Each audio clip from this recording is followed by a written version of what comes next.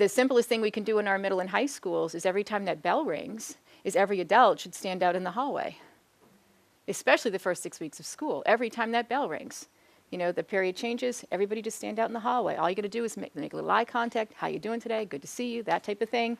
That alone, that visibility alone, says to all of the kids, there's adults here and they're watching us. There's adults here and I can go to them, even if I don't know their names, because I've seen their face in the same place over and over and over. And even if I don't know them, if they're out here after every bell, or as much as possible, then there's someone to go to. And that alone quiets down our building.